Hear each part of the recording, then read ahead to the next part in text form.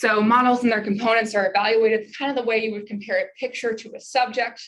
This is something that I've introduced here as a convenient way of explaining what models are after some pushback from some philosophers in my department who are like, explain to me what a model is.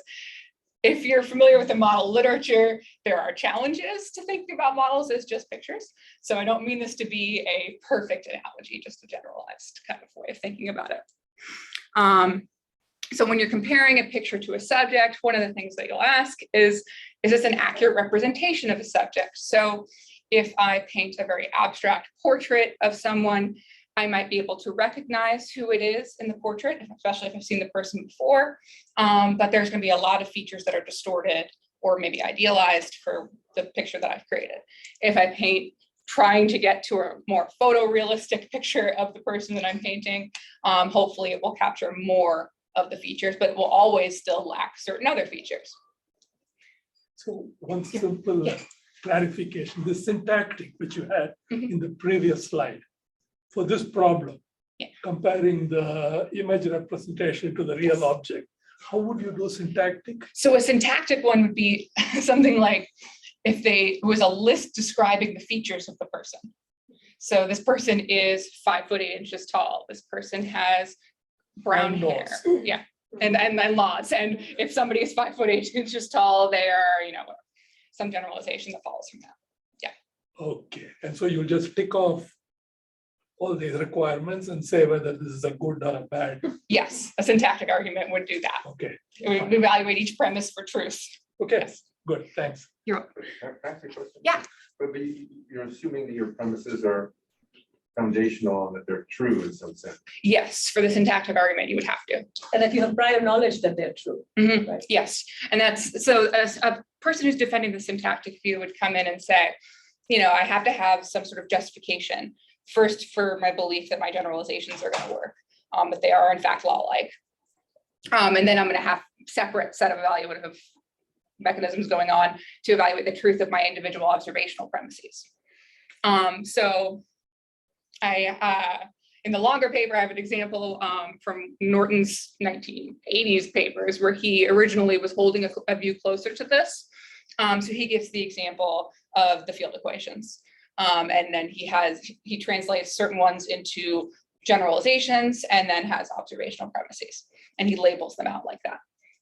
And one of the big problems that I'm going to get to in a few slides with the syntactic view and the challenge that has been translated to eliminative reasoning is how you justify in this kind of framework that your laws are verified, because it has this verification standard for truth.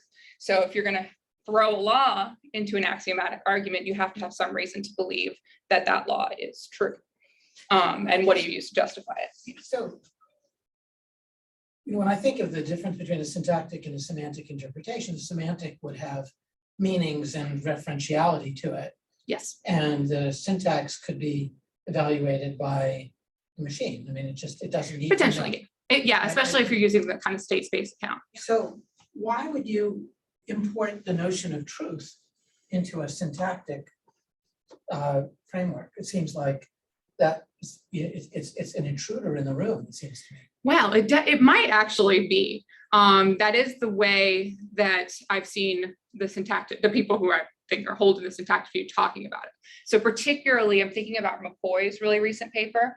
So McCoy has a long treatment of eliminative reasoning where he brings up a lot of these challenges.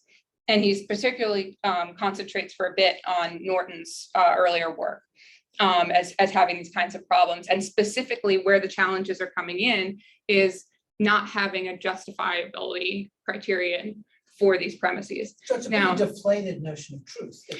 So that's, So I think it is a common move to, instead of talking about truth, switch to talking about something like viability. So Dawood does this. Or something like justifiability or something like that. So they have moved away from truth.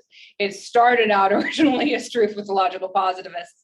The contemporary or not that contemporary, but maybe 10, 15 year old accounts start moving towards that more deflationary terminology. But I think the way McCoy puts it is they're still going to have the same problem where they're going to have to explain why we should believe some law is viable or justifiable or believable or something like that. Okay, so models and their components are evaluated the way we compare this picture. This imposes a homomorphic standard for accurate representation of models. If you read Van Frossen's 1980 account, he's going to have an isomorphic standard, probably too strong. Lloyd doesn't have a standard that strong. I don't think you need a standard that strong. So just basic similarity is fine. Okay. And I mentioned this account earlier. So this is Lloyd, Lewington, and Feldman's 2008 account, where they talk about representational accuracy or adequacy. I prefer the word accuracy, but they use adequacy. And they define that as dynamical and parametric sufficiency. This is one way of thinking about what a homomorphism looks like, but you can kind of pick your favorite way of establishing that. I think this one works pretty well, and I'm partial to it, but I'm open to other ones. Okay, so why would this kind of model-based view be preferable? I alluded to this a little bit already. So one reason is it's more consistent with practice. In science, we look at models. Syntactic structures are sometimes used, but not as commonly as models. Complex theories are also really messy to reconstruct in syntactic terms. This is a point that Lloyd makes a lot. When you try to create a fully realized syntactic reconstruction of a complex theory, it's going to be a very unwieldy beast. It's going to have a lot of premises, and it might benefit you to sketch it out like that. There are reasons why you might want to do that, but it is going to be difficult to do. Okay, and it also does not require a logic for translation. The syntactic view does. So Norton's most recent work on the material theory of induction is one attempt to spell an updated version of this, and there are other ones. Okay, so what does this view kind of look like? This is a general sketch, thinking about it in terms of state spaces anyway. So you have a state space, you have a model. That model itself is made up of a structure that's going to have certain kinds of laws. Then you're going to have what goes into the structure. So you get your parameters, variables, and background constraints. What you're looking for is this homomorphism, which I've sketched out briefly here as representational accuracy, but you can plug in a different standard if you want. And it's a homomorphism with respect to the target system that you're modeling. So this is broadly what the structure is going to look like. One objection that comes up to the model-based view a lot. Yeah. Just so I don't get lost in the rest of the talk, where's the data here? Okay, so the data is going to be what's plugged in to verify what goes in here. But where is it? It's another model. It's a data model. So it's in between the layer of parameters. So the parameters, variables, background constraints are constituents of the data, right? Those are pulled from the data. Pulled from, yes. Okay, so like if I go to a telescope and I make measurements, they're the variables? Like where are they? Yes. Yeah. Okay, that's what they are. Okay. Yeah. So these are just placeholders. What measurements you make get plugged in here. I think she's saying you're in all three categories: the constraints, the variables, and the parameters. Okay. I think of parameters as being a thing that you measure, but not the measurement itself. Yeah, so that's why it's separate from here. So the measurement is going to go in here. Whatever the thing is that's mapping onto that is going to go here. I see. This structure is not going to be the structure for every model. It's kind of a more generalized one. So this is taken from Lloyd's 1988 and Van Frossen's 1980, but there are other ways of sketching out models. And that's actually the objection that I was about to talk about is one that is partly related to the way I've constructed things here. One objection to the model-based view, and it's often raised against Van Frossen's account, is that it presupposes that all models have a mathematical structure. And so the response is they need not. Models can be all manner of things. They don't need to necessarily be a mathematical structure like this. They can be, a model can be a tabletop model, like a building that you're about to build or something like that. Or they can be linguistic, in which case they're going to actually have a lot in common with the syntactic view. So those are different ways of thinking about models. This is just one. But I think it's going to capture what most of the model-based proponents in philosophy of science are talking about. They're talking about something that looks like this. Okay, so what is the limit of reasoning when you're looking at this as a model-based view? So one of the things you're going to ask immediately is what determines the appropriate domain for model evaluation. So where are you pulling your background evidence? Where are you pulling your measurements? So this picks out the where of evaluation. So the view that I'm putting forward is going to put forward a standard that is a coherent standard for whether a model component belongs or doesn't belong, should be eliminated or not eliminated. And it's a coherence component with a pre-accepted web accepted descriptions of a relevant domain. So this is actually not that different from a lot of the other eliminative reasoning accounts that are out there. Almost everybody's going to say something like your evidence that you include is going to need to have some level of fit with your background evidence. That's a pretty straightforward thing that everyone thinks they have to meet. What's different is this coherence standard, where instead of looking for direct verification, you're looking for more of a web-like fit. Now, what determines the scope of the web? And this is something I think that gets at a lot of McCoy's 2021 worries, which is when you evaluate something as whether or not it coheres. Yeah. So a web suggests like interconnection. Yes. Is that deliberate? Okay. Yes, Okay. I'm specifically thinking of Quine Okay. when I say Okay. web. I've not yet decided how much Quine I want to inject in this, but I am thinking about Quine when I say that. Now, the scope of the web is an interesting question. So McCoy seems to think that when you verify something as being a component that should resist elimination, or a component that should be eliminated, what you're doing is you're taking all the available background evidence. Either it fits with a picture of the world or it doesn't. And when you think about it in those terms, that's a very, very high standard, because if you have even one piece of contrary or disconfirming evidence, you're going to find yourself in kind of a falsification scenario. So instead of looking at the scope that way, I've decided to look at it as a more pragmatic way, and a pragmatic in a very specific light. So Lloyd's 2015 is a paper. It's specifically about philosophy of biology stuff, but it's called Adaptation and the Logic of Research Questions. In that paper, she proposes a framework called the Logic of Research Questions, which basically says the kind of research question that you ask is going to determine the kind of answers that you consider acceptable to that question. It's going to determine where you look, how you're looking, and what you think is a responsive answer to that question.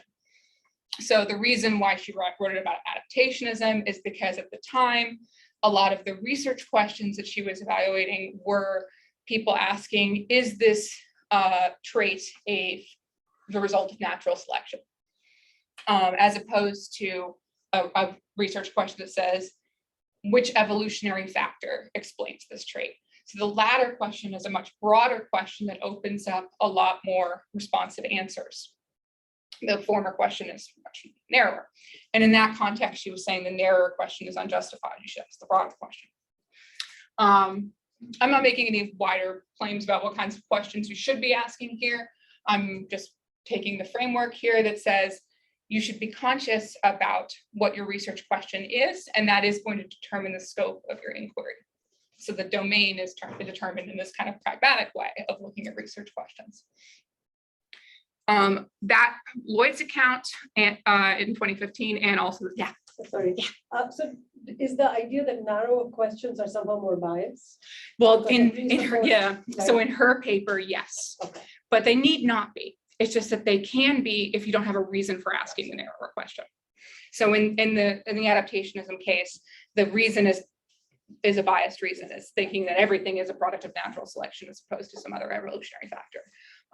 But if you have some justifiable reason for thinking that the question should be very narrow, then absolutely you should ask the narrower question. Like there's some useful prior information. Yes, absolutely. These counts are also influenced by Van Frossen's 1980. So my account is, and also Lloyd's 2015 account is. And so he has a chapter in the scientific image that's specifically about the pragmatics of explanation. It's a long chapter where he goes through everybody's account of explanation and says this one's better. So he basically says it's a use of science to satisfy certain of our desires. These desires are quite specific in a specific context, but they are always desires for descriptive information. That last part is very important. The reason why I highlighted that last part is because of an objection that comes up to using a pragmatic justification to determine scope. This is an objection that Dawood has raised, Richard Dawood, and that McCoy raises in his 2021. So they're both worried about pragmatic justification because pragmatic justifications can sometimes be things that we don't think are aimed at viability or truth checking, if you want to be aggressive, but Dawood just says viability. So if you think about a motivation for delimiting scope that is based on what you could get funding for, that is one example that Dawood cites, and he says, that's not aimed at viability, that's aimed at, a practical constraint. This is what I can get money to do. And he says, that might very well be true, but that does not give us reason to think that the domain that you have chosen is going to be exhaustive or include everything that you need to be looking at. So the specific sense I'm using pragmatic is not that. I'm ruling out what Dawood and McCoy worry about, which I think are prudential concerns that are real concerns. You don't want to use those to limit your scope, or at least not use them and think then that you've delimited in a way that is empirically constrained. I'm talking more about pragmatism in the sense of purse, which, as Van Frossen said in the previous slide, has this descriptive or empirically informed component. So this means that pragmatic justifications have to still be motivated empirically to make a description accurate or viable. What's pragmatic about it is the decision-making component, whether it's the decision about your research question, your methods, so on and so forth. Okay. So then the elimination of model components is therefore always and only made locally with respect to whatever this domain is that you've chosen. And if you're eliminating, it's because of a failed homomorphism between the model and the stuff in the target system that you're measuring and the coherence with your domain. Under standards for the domain set by the research question framing the inquiry. So immediately, Dawood and McCoy are not going to like this account because it's very provisional. It's very locally circumscribed. And the standard for limited reasoning historically has been more decisive than that. When I eliminate something, I eliminate it as an explanation, full stop. But my account is not going to offer that kind of thing. So this is generally what it looks like sketched out in the axiomatic philosophical way. So model components are evaluated for representational accuracy. When you do that, it's going to require the establishment of a homomorphism between the model components and the corresponding element in the target system. And it's also going to involve coherence with the elements of a circumscribed domain of background evidence.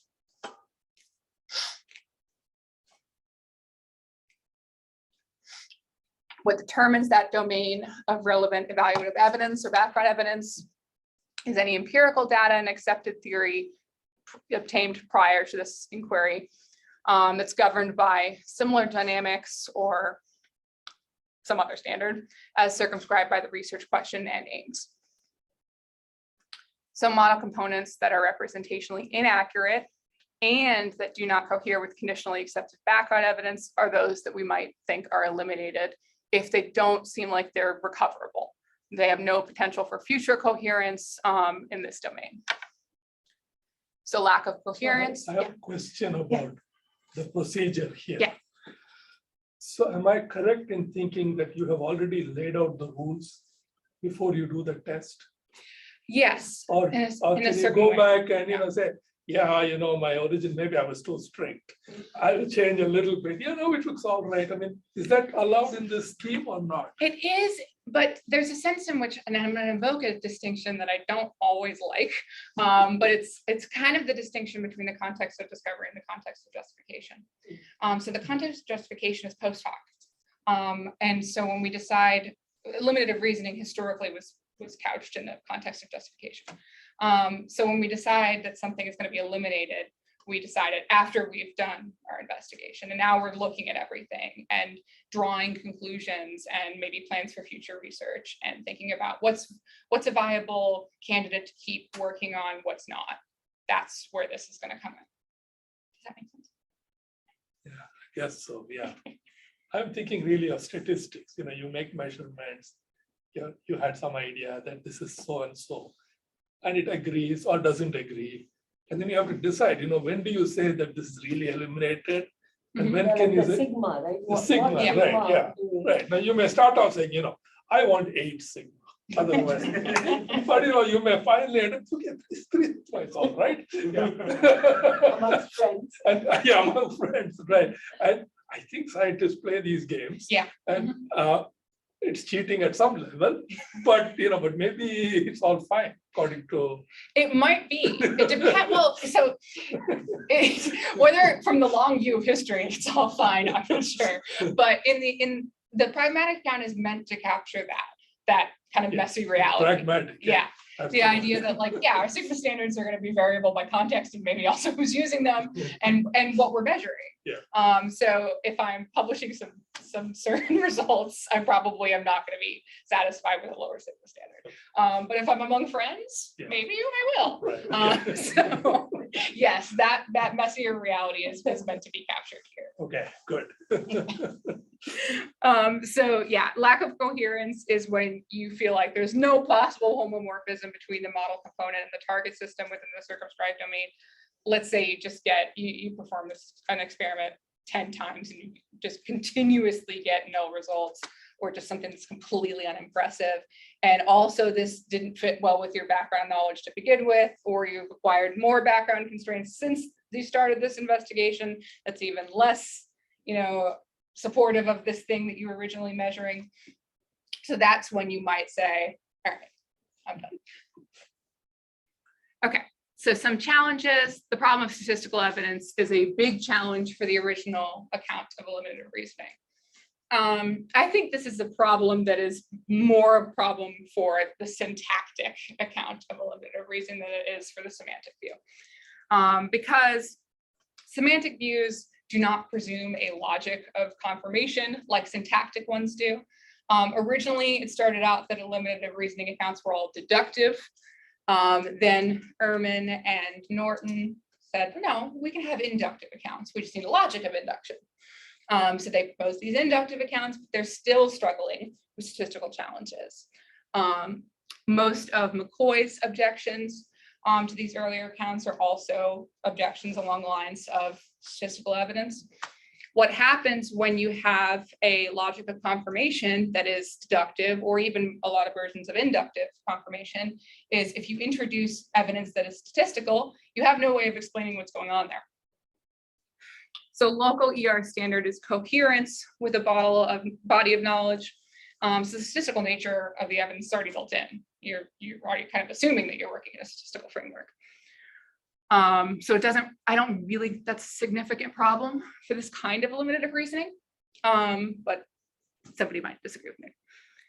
The more significant problem is the big one for eliminative reasoning in general, which is the problem of unconceived alternatives. This is essentially a skeptical problem, but it's a skeptical problem that has a lot of traction. So the problem of unconceived alternatives just historically for eliminative reasoning is, how do you know you evaluated everything before you eliminated something? Did you get everything on the table before you said, all right, I've ruled everything out and this is the one that's left? What if you didn't consider everything that you're supposed to be considering? And there we have the skeptical problem.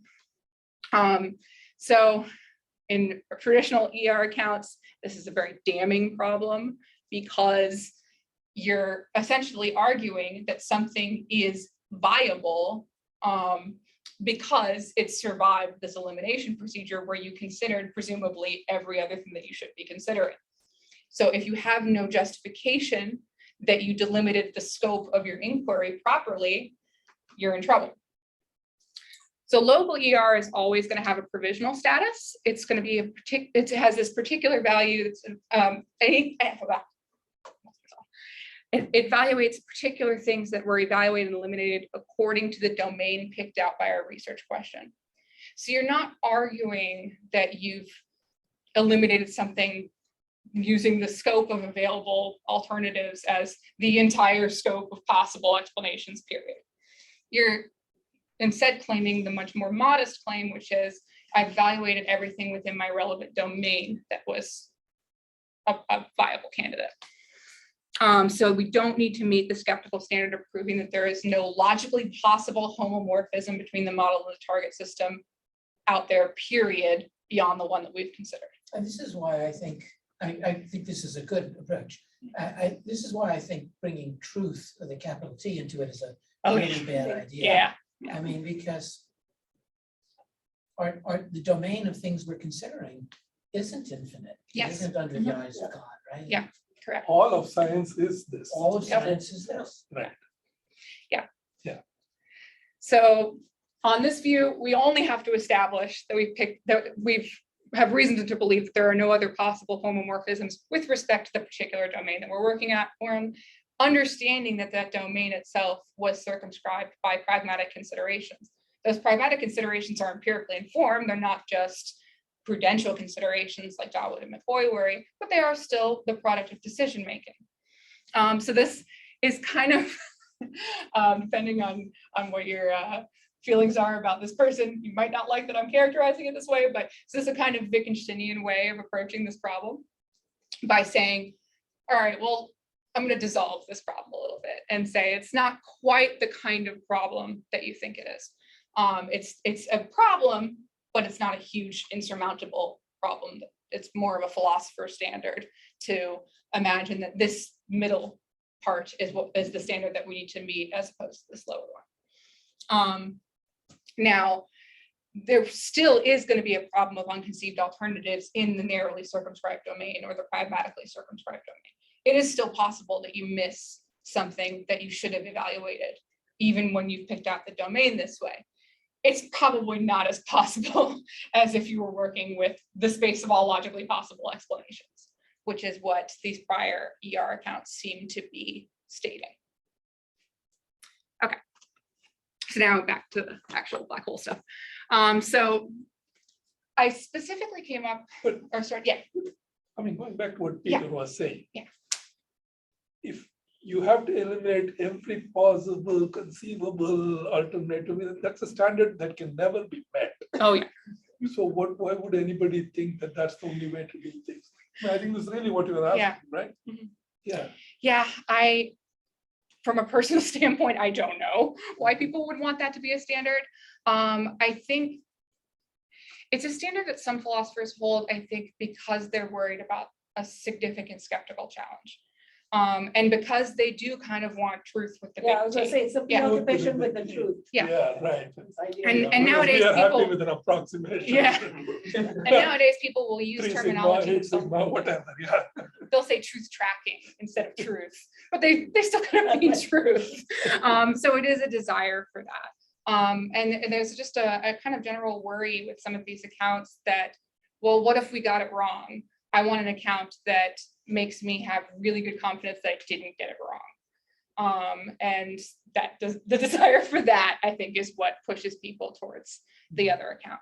I mean, I think part of it is there are different ways of being wrong, right? I mean, you know, if someone says something about neutrons and protons in 1950, and they didn't know about quarks, they're wrong in a certain sense, but they're, sub specie eternitatis is the wrong standard, right? Yeah. I mean, it's the wrong way to be wrong. And Yeah. so I think that you can say, given the framework of questions that we're asking, sorting out nuclear decay and so on, you can be right sub specie here and now. Yes. And not sub specie eternitatis. Yes.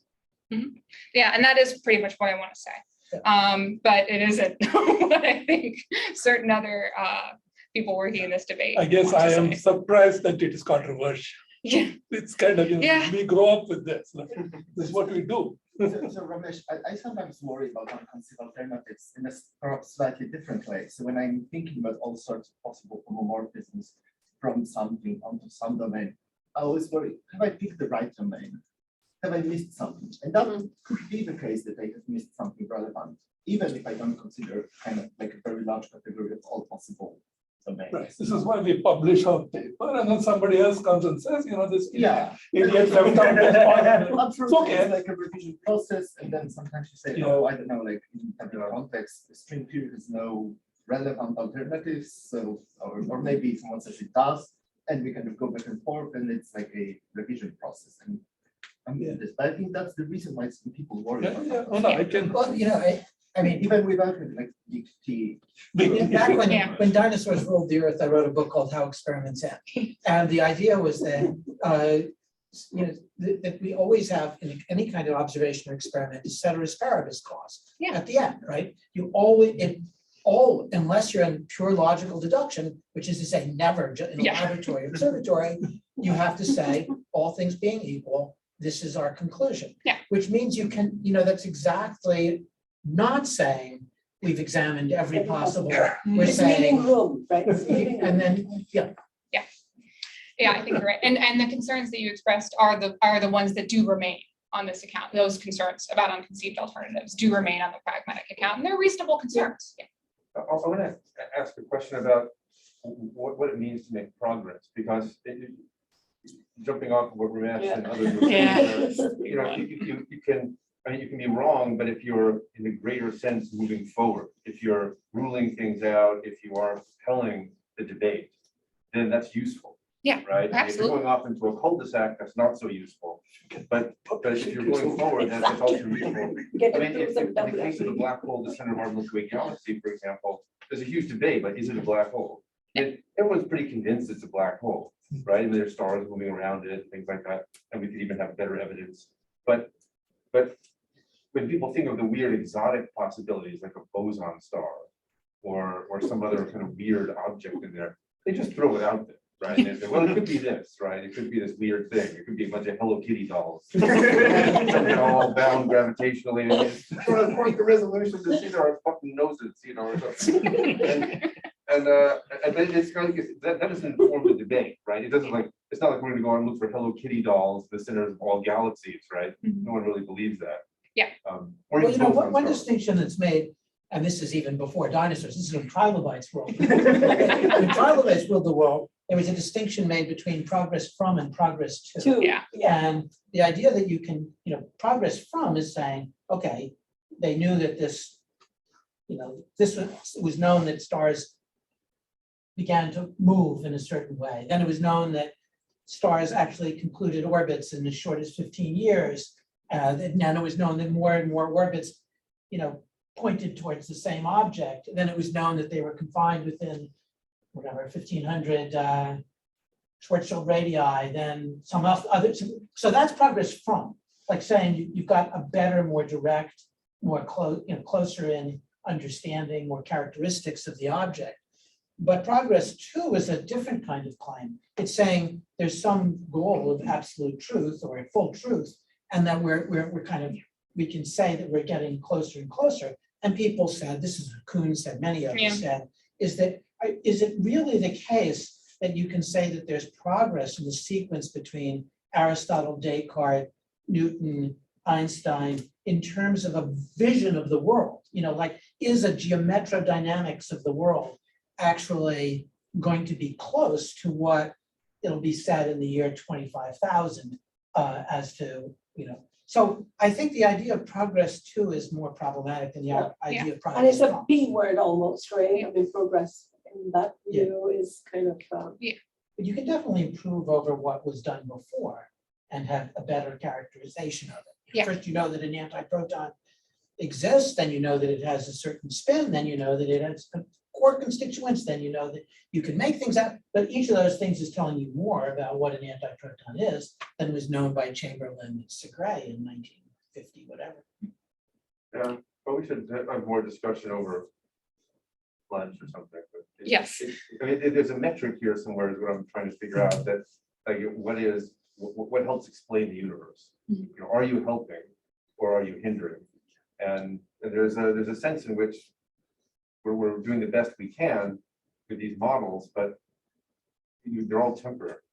Yeah, but I mean, but they're all provisional, right? Yeah. And that is so there isn't the either or. It's all provisional and it's progress from. Yeah, and we call that the scientific method, and we're happy with it, yeah. Nobody told us that there are these skeptics around who will be killing us. Well, it's the best alternative we have. Yeah. All the other ones are not so good. Yeah, the progress question is a big one, and I agree with almost everything Peter said. That's the better way to look at it as from progress from. But I do feel the pull, and maybe it's my like upbringing as a philosopher. I do feel the pull towards wanting the progress too. I just also have had it, schooled into me that like, you can want that all you want. The reality is it's going to not always meet your desires. Okay, so I wanted to get to the specific case. So I designed this counter, or kind of constructed it with the eye towards making it applicable in these particular sciences, as opposed to the kind of top-down approach of having a philosophical account and then going, and now I can slap it onto these episodes in science. So one way of thinking about how this account would work is in comparing models of black hole seed formation. So formation of massive black holes, most probably attributable to black hole seeds. There are, of course, other alternatives, black holes made of Hello Kitty dolls notwithstanding. But we don't have a decisive picture of how those seeds come into being.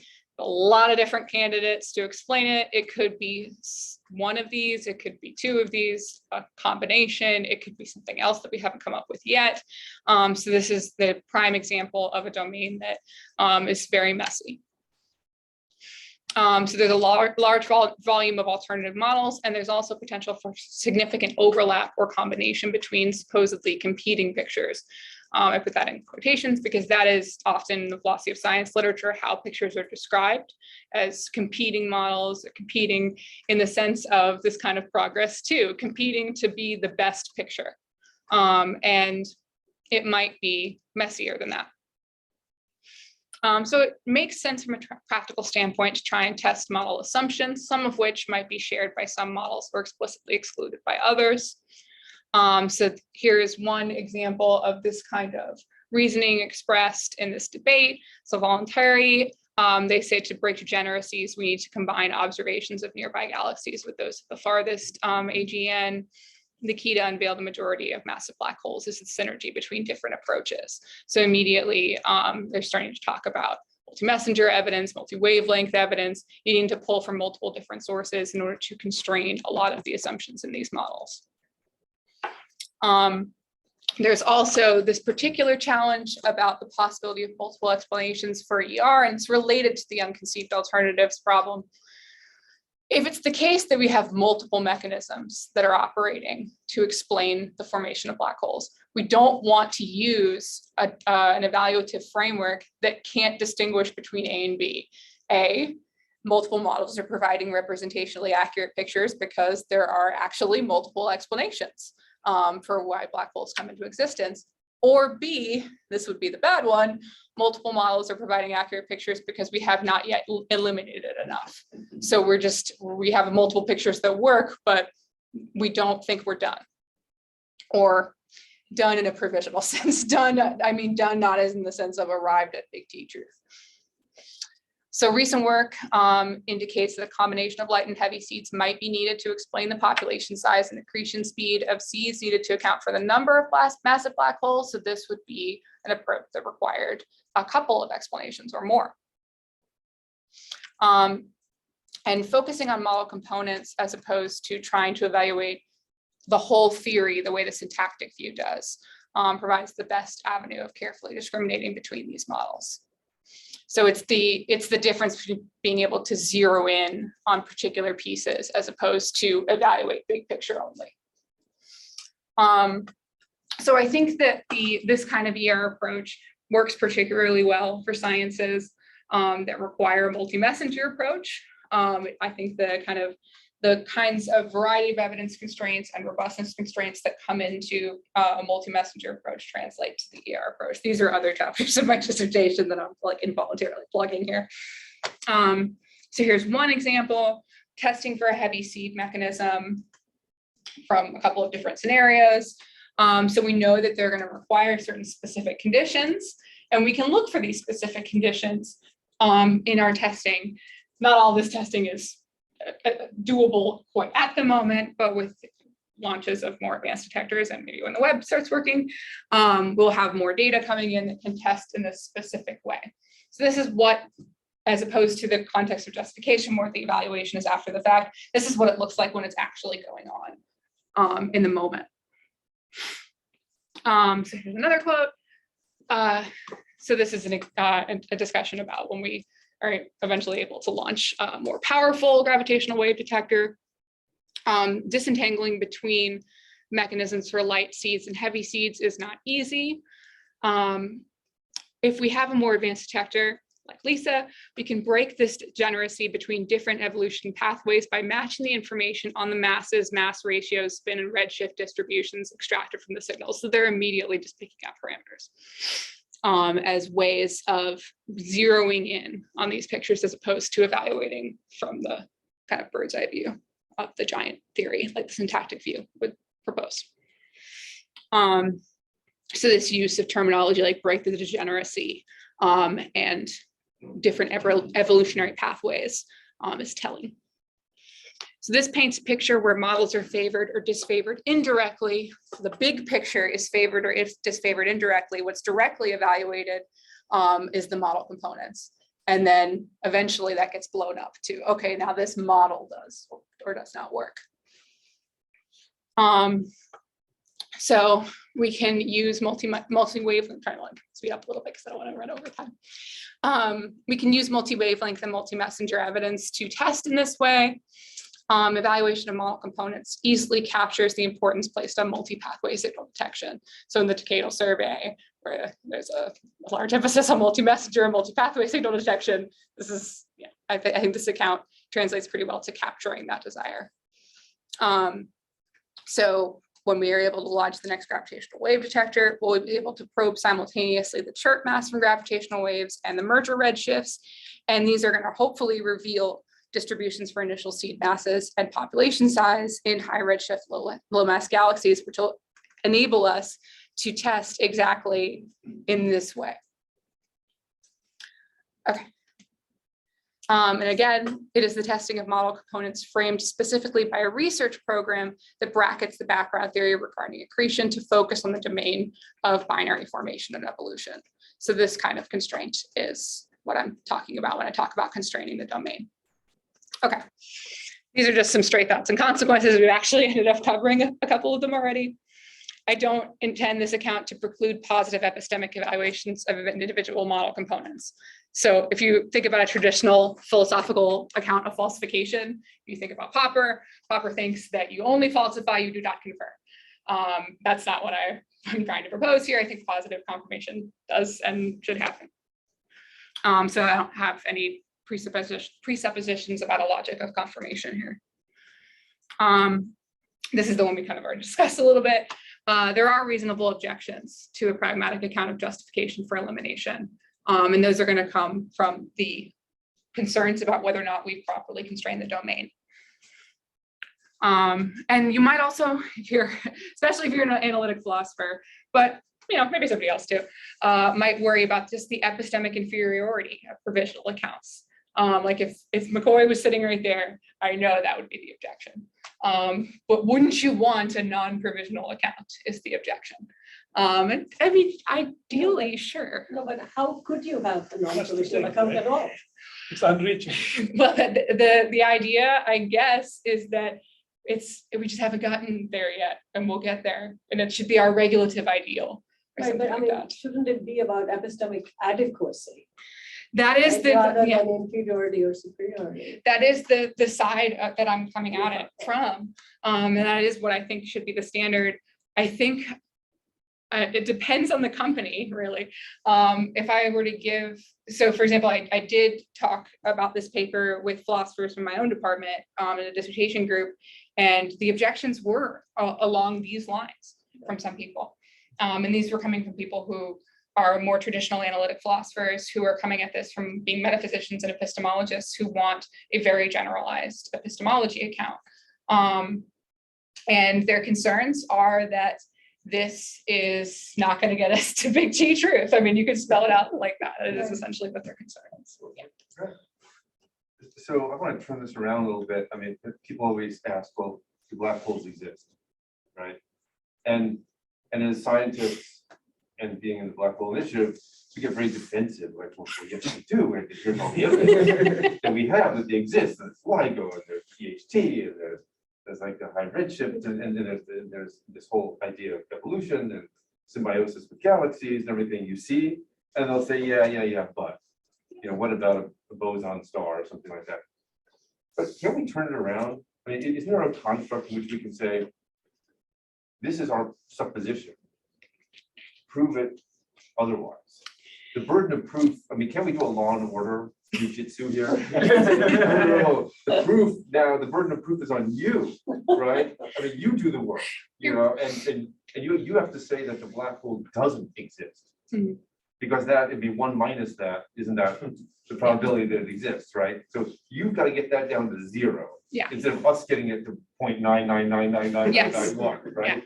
You're making me really regret that I didn't include a slide that I almost did, but I was concerned for time, so I didn't. But in the paper, I have a quote from one of my favorite historical hobby horses, and Wilfrid Sellers has a great quote from Empiricism and the Philosophy of Mind, where he says, science doesn't work by putting every claim into jeopardy all at once. Saying this to the skeptic. It takes claims one by one, but it doesn't do the skeptical thing where we just throw everything up in the air all at once and go, oh, no, we don't know anything. Now we have to prove everything that we know. And he's arguing against this kind of foundationalist picture of knowledge. And I have a part of the paper, I'm like, no, the burden is actually on the skeptic to give a specific reason why this particular way of circumscribing a domain wasn't good. And if you can't give that specific reason to motivate a skeptical concern, then all you're left with is this kind of generalized skeptical, like, well, what if you're wrong? And then it's like, okay. Well. Yeah, I guess the point I'm trying to make is that it's not enough to mount a hypothetical counterexample. Yeah. You have to say that's wrong. Yeah. Like, here's why a black hole can't exist. Yeah. Mm-hmm. Yeah, I agree. I think it needs to be an objection like this, or a skeptical concern like this needs to be motivated by a specific reason. And by specific reason, I mean more specific than just a hypothetical, more specific in the sense of, here is my particular evidence that makes me think that this explanation that you have offered is not good enough or inaccurate in the following way. It needs to be that specific. And the challenges seldom ever are that specific. Out of curiosity, from that point of view, like when you have like multiple things that are consistent, how do you know which one to pick? Just from a pragmatic point of view, you just pick the thing that's most easiest to use. From the perspective of the account I'm arguing for, or the other side? For the account you're arguing for. So at that stage, you're probably just not done in the sense of ready to make even a provisional evaluative statement. You're gonna want to collect more evidence, and that's really common, is to end up in an episode where you haven't really maybe even eliminated anything, but you've figured out some things that are going to help you in the next investigation, next inquiry that you take. And I'm going to, instead of constraining this way, I'm going to constrain this way, or I'm going to take these new measurements and I'm going to improve my precision in this way. So that's still progress. It's progress from. It's not as significant progress as I've been able to eliminate this potential candidate from my domain. But it's incremental progress. I can wait for you to finish, but. Oh, I'm pretty much done. There's like one more. This was the last one, also a response to a philosopher. It is totally possible to still create syntactic reconstructions of models on this account. So this was a philosopher who was like, but don't we, if somebody explains general relativity to me, aren't they going to explain it in words? Like, aren't they going to give me a philosophical argument? I'm like, yeah, well, yes, you could do that. The model-based view does not preclude you from doing syntactic reconstructions.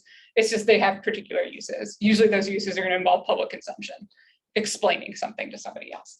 If you're a philosopher, you might want to look at logical relations, but what use that has is going to depend on what you're trying to do there. So yeah, that's the last one. All right. That's it.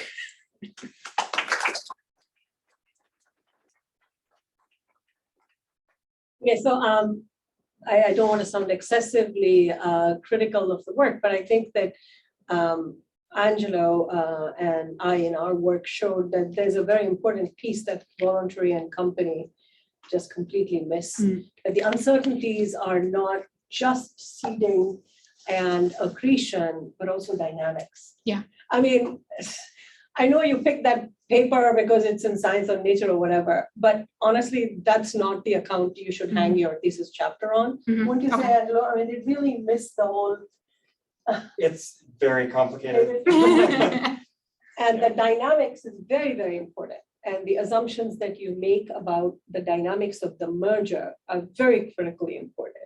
Yeah. And disentangling, these are the three things you have to disentangle. So it's not just seeding and accretion. Seeding, accretion, and dynamics. So they convolve. So whatever seed picture you start with, it's the convolution of those three things that gives you the empirical evidence that you can contrast the model. So the disentangling and the discrimination between is exceedingly complex. Yeah. And there is no one clean probe, wouldn't you say, Angelo? Just maybe these observations, the closest that you can get. Yeah, just reflecting on this, there's just no one observable that is even like mostly tied to seeds. It's all some combination of at least seeding, accretion, and dynamics, each of which has many subcategories. Right. Yeah. And I think the key thing about the problem, which I don't think they get, is that it's going to be very difficult we are talking about causation, and that there's a difference between causation and explaining correlation. Yeah. So what are empirically seen, which is what she's talking about, are just the correlations, right? And I think I'm happy to chat afterward, because I think that account, it's too much of a straw man account for you to Okay. Well, this is not the part, I have not written up this part of the paper yet, good. So this is good. I mean, we're happy to chat a bit more about this. Absolutely. So one of the things that I've had this conversation with Lisa, my supervisor, a lot, is the wrinkle in here is going to be what the dynamical adequacy or accuracy constraint looks like in here, because in the cases that Lisa was writing about with Feldman and Lewinson, the dynamics is a lot simpler. And it's a lot easier to just go, oh, well, here, 1, 2, 3 mechanisms, we're done. And it's not the same in this particular context by far. Right. So, and I think that our priors in the field are that there have to be multiple, wouldn't you say, Fabio, too? Multiple seeding mechanisms in operation. Yeah. There is, yes. There is absolutely. I think it would be lovely if the three of us could chat with you, because we've all sort of done. Yeah, definitely. That was the point I also wanted to bring up. It's very rare that, when you have this list of ways that you could have made these seeds, that only one of them is going to be the right one. At least in astronomy, we are very much used to multiple pathways being present. Yeah. And so in fact, we end up focusing on finally trying to determine what fraction of the systems come from this pathway versus that. It's never going to be 0 for the other guy. Yeah. There'll be 3 systems out of 1 billion that probably did that other thing. But if we can show that 99% did this, or 80% did this, and 15% did this, and 3% did that, that is progress for us. Yeah. So that's not as clean as, ruling it out or eliminating it. Instead, we just say, let's find the weights. How important is this guy versus that guy? I'm not sure how that enters in your picture. I think it can still enter. It's just not going to be elimination of a full candidate. It's going to be elimination of particular values. And that I think still fits in this account. And I intended this account to try and capture that kind of thing too. That it looks messier than have affirmed now decision between multiple competing Yeah. pictures. That's why I had competing in the quotes too, because a lot of times the pictures aren't really competing. Yeah. And it's a combination. Can I ask, I mean, it seems like a silly question, but what is it about astrophysics that in particular interests you? I mean, that is to say, you know, many of the questions you've asked, syntactic and semantic explanation from progress to eliminative reasoning, and so on, could be asked about aspects of biology, like your advisor does, or Bloomington, you know, or about particle physics, or about solid state, condensed matter physics. What is it that particularly grabs you about this as a philosopher? Yeah, so this is a really good question that I've actually never had asked this way, because all of my work up to this point in my department has been so more specific to astronomy and astrophysics, and I've not gotten this question because this is the first time it's the general account. It is specifically the kind of this exploring the historical unknown kind of thing that attracts me about. I'm like, when I was little, I wanted to be an archaeologist, and I don't feel like that desire really has changed that much. It just updated to archaeology about something else. And so that is what informed my personal interest in it. And as a philosopher, I think it's one of the most interesting things to look at practices that don't cleanly fit in one category or another. So philosophers of science really love to talk about canonical cases in mostly physics, but also some cases in biology that you know, very clearly raise very specific philosophical problems, you know, the abstract entity problem or unobservables or something like that. And those cases are interesting, but I'm more interested in cases that have a lot more other messier features involved. Yeah, sort of a follow-up, right? Because this is a messier domain, right? Because causal inference is much harder, because we can't perform any controlled experiments, Yes. right? So it's a harder choice of domain. And I think that's the key, that we're not doing an experiment here. We're just observing. Yeah. We're passive. You know, we get very creative about how to be passive, but we're still passive. Yeah. You know? But I mean, and therefore causal inference is very tricky. Right? I mean, Yeah. it has to be mediated by a model or some kind of, you know, there's no sort of unmediated going from A to B, which you could have in a tabletop experiment. Because you keep repeating it, you add different ingredients.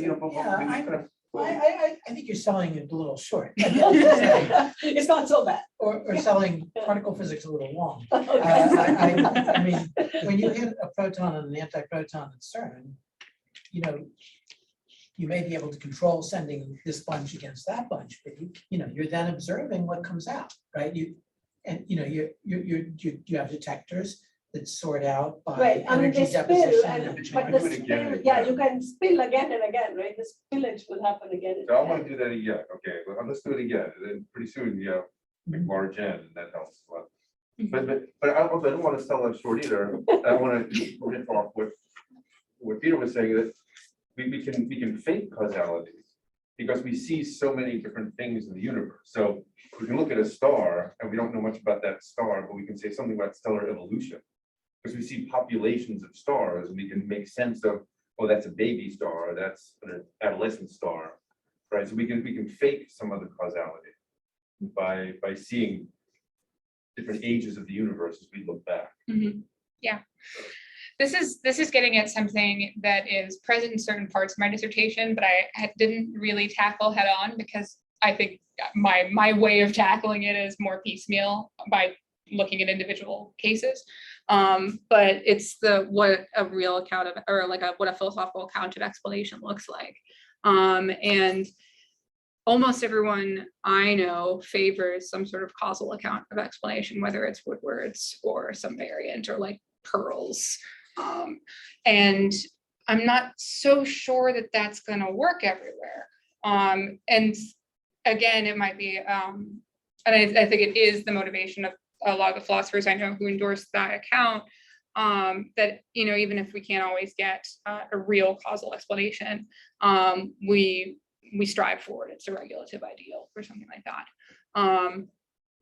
And they think that if you lower the threshold for what counts as an explanation or a good productive explanation below a causal threshold, you're going to run into problems.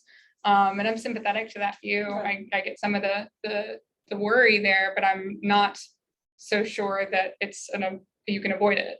So I'm in certain totally domains. with you that this is a very exciting debate, although I might have sounded like I'm selling ourselves a little short. But I think that, this, and I think there's another reason why astronomy and astrophysics might be super exciting. Those are the kinds of conundrums we have in going from like correlation to causation and sort of the causal inference. It's a really interesting template for the problems that machine learning has. Yeah. And so this, which is why I think, a lot of our field is obsessed with, machine learning for science. But I think the other direction, science for machine learning, I think astronomy, astrophysics has a lot to give. Yeah. There. So I mean, it's definitely like a super interesting domain. Don't get me wrong. Can I ask one kind of, this is really for the whole audience, but I'll start with you and Peter. So, it's a great problem. And you nicely presented all these different ways, the purest, capital T truth, etc., etc. Now we are the practicing astronomers here, right? We do this. We never ever debate this question, as far as I know, right? We just go, we do our science. We don't dispute that, this is the wrong way to do it. Somehow we all seem to know that this is a reasonable way to do science and we keep doing it, right? I never question when somebody says, okay, I've done this and I've really reached this conclusion, it seems reasonable to me. Question is this kind of collective, group think that we are doing, or is our gut telling us this is the way it should be done, Because after listening to a talk like this, I'm asking myself, how come we are all quite happy with the way we are doing the stuff? Is this the right way to do it? The capital T, or what? Or should I stop worrying? Well, I think the fact that methods do change in astrophysics as they do in other branches, for instance, lucky imaging, or what we did with EHT, dividing into groups that were mutually blind. I mean, those were not always part of astronomy, right? Those were things that were introduced. But I'm sure everybody said, that's a reasonable way to do it. Right. Good. Yeah. And other techniques might, be considered, get challenged because the way where someone's using statistics does not seem legitimate, or even the introduction of statistics. I mean, putting error bars, you might think of that as sort of an internal part of science. But in laboratory science, it really only became a commonplace when sort of quantum mechanics and after. I mean, many famous experiments in 1890, 1900, 1910 don't have error bars at all. And so there are lots of, the epistemology of science is an evolving It's evolving. thing, which is good. I mean, I think that's not a bad thing. That's a good thing. Yeah. But the thing is, we just kind of absorb it, right? We don't say, okay, now here are the new sets of rules. This is how we should do hereafter. We all kind of, of course. Well, maybe Then we that's get on with it. Yeah. maybe in the interaction of philosophy and the conduct of science, sort of moments of stepping back and looking at it is a good thing. It's a good thing. Yeah, right. Yeah, and I think Peter has written a lot about sort of practices in science and how they evolve, and he has this really nice concept of a trading zone. So I think what's really happening is these newer and newer trading zones are getting created, which transform practice. And they get assimilated and accepted very easily because they come out of this trade that is almost unconscious in a way, right? And the whole community does it, right? Yeah. That's the part that's kind of now bothering me. How come we all Because we all have, in universities. we are trying to Exactly. yeah, we all have. we all learn the same Yeah. rules. Yeah. We are all just zombies. No, but I would argue, or Mesh, I think you make a good point, and on this trading zone issue, but when we naturally come to ask ourselves questions like, what does it mean to image a black hole? Yeah. It's when we have different disciplines coming together, like what we're doing right here, Right. right? So that's Right, why right. the EHT found a real home here. And we have talks like this. Yeah, excellent thoughts. So, yeah, no, this was very good. Yeah. Thank you. Right. Yeah, I would echo what Peter said, and also I think it would be a mistake to think that all philosophers of science are going to argue what I'm arguing. There might be like a loose division. I mean, I don't think it very firmly can be divided into two camps, but there's a loose division between people like practice-informed philosophy of science and philosophy of science that tries to inform practice. I think ultimately it's actually more like a continuum. It depends on the particular project, and that's probably a good thing. This kind of school that I'm coming out of, which is like Van Frosten, who's like my dissertation grandfather, and then Lisa, they would describe themselves as practice-informed philosophy of science.